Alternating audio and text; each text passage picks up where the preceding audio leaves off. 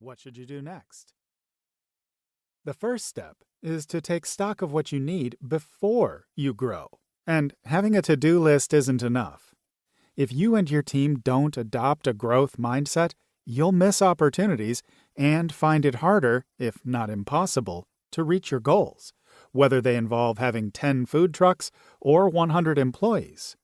We'll talk more about it soon, but briefly, a growth mindset is one that believes hard work and effort lead to improvement and achievement, as opposed to a fixed mindset, which tends to give up at the first sign of failure. What do you need to grow? Here are 10 things you need to have in place before you plan to grow your business. 1. You have a successful product or service. If you have at least one product or service, or both, that's bringing in steady revenue month after month with ideas for improving and adding to that product or service, then you're ready to grow. 2. You have proven sales. Having consistent sales proves your company's potential, not only to customers, but also to competitors in your market, current and prospective employees, and even potential investors.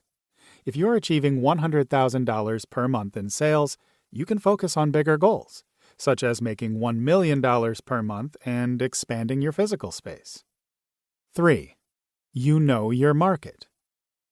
You know the market for your product or service backward and forward, and as a result, you've produced something that people want to pay for. In the process of reaching your market, you've gone through trial and error attempting to make your product a perfect fit for your customers, and you have a marketing and sales plan that addresses their needs. 4. You have a plan. The days of running a business by the seat of your pants are over.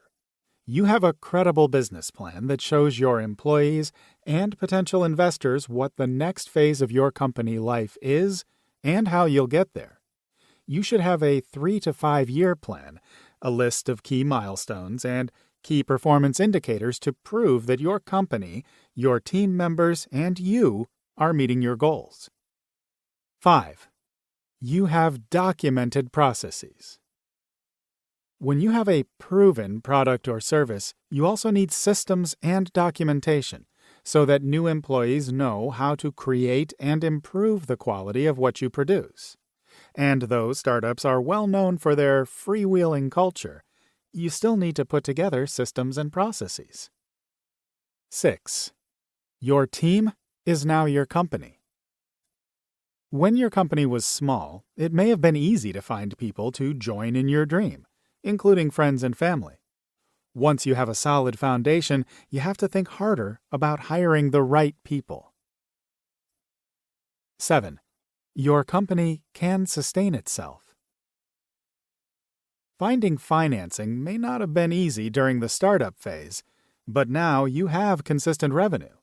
You needed to work with other companies to get your product or service off the ground, but now you can create everything in-house. In the early days, you needed to test your product or service with prospective customers. But now, customers come to you and happily buy what you have to offer. In sum, your company makes enough money to support itself. 8.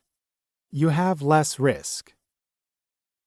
Running a startup business involves big challenges, little, if any, revenue, an unproven product or service, and uncertainty about where you fit in the market. But now you have a proven model, consistent sales, and a definite plan. You feel less anxious and stressed because you face fewer and smaller risks. 9. People with money come to you.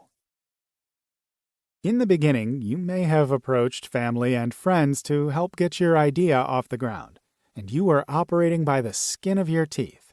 Now, more people are noticing you, some of them with money, and want to talk about investing in your company. 10. You have the ability to scale. If you've met all the criteria in this section so far, the last thing you need to do is scale the model you've established to grow your company further.